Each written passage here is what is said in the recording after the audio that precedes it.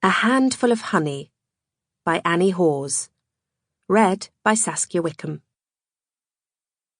I awoke at first light, as usual, to the clang and crash of heavy metal doors, the clatter of keychains on the guards' belts, their shouts echoing down the long tiled corridor as they headed this way on the breakfast round. Tocca codare! Tocca codare! Wake up! Wake up! The spy hole in my cell door clicked open, snapped shut. I scrambled off the narrow bed. The bed, in a direct line with the doorway, was not a good place to be when the day's bread ration arrived. With a rattle and a crash, the door flew open, and the solid kilo loaf came hurtling through. Seriously wholemeal, hefty as a rock, it landed with a thud on the mattress, dead center. The door slammed shut. Alone again, and unscathed for the second day running. I was getting the hang of this place at last. Of the details, at least. The bigger picture still eluded me. I'd been here almost a week, and still nobody had told me what I'd been arrested for. I waited now, poised to deploy my tin mug as soon as I heard the next guard, the one with the bucket of sweet black coffee, begin rattling her way down the hall. No knives or forks in here, of course. You just tore bits off your loaf, dipped them into the coffee. No toilet paper, either, though I couldn't imagine what harm you could do with that.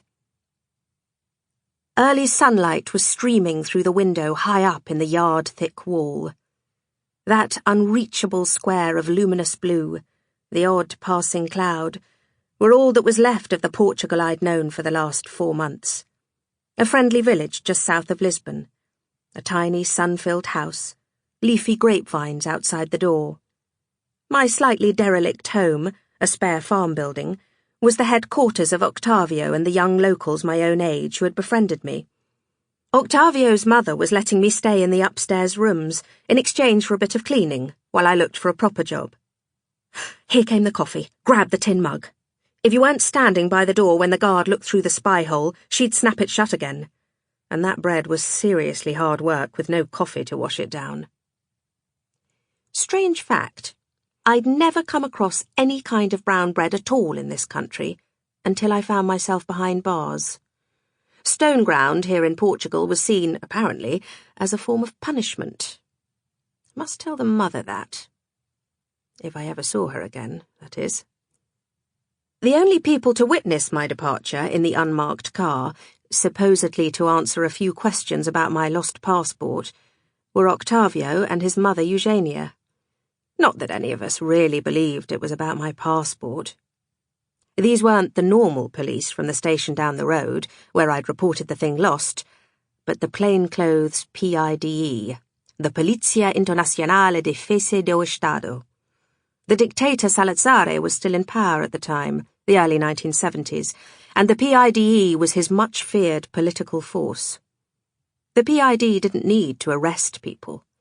The merest hint of disloyalty to the Salazar regime was enough, such as hanging around with a loudmouth like me.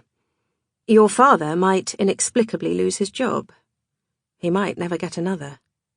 Bad things could happen to your whole family, homes lost, futures wrecked. Nobody ever openly accused of anything, or given a chance to prove their innocence. I hadn't seen anybody but prison guards since the day I got here, when I was escorted to that gloomy khaki office, where a genial man at a huge desk tipped out the contents of my bag and combed through them in slow motion. Ridiculous. What did he expect to find in there? He ploughed on through hair grips, shop receipts, half-eaten packs of chewing gum, while I sat trying not to yawn. Until, that is, he picked up one last bit of paper that must have been lying at the bottom of the bag for weeks, and began smoothing it out. Suddenly, I was wide awake. The map! Did I not throw away the map? Just as I'd feared.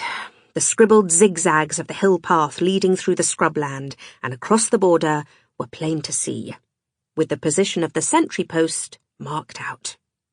My job had been to walk up, play Sample complete. Ready to continue?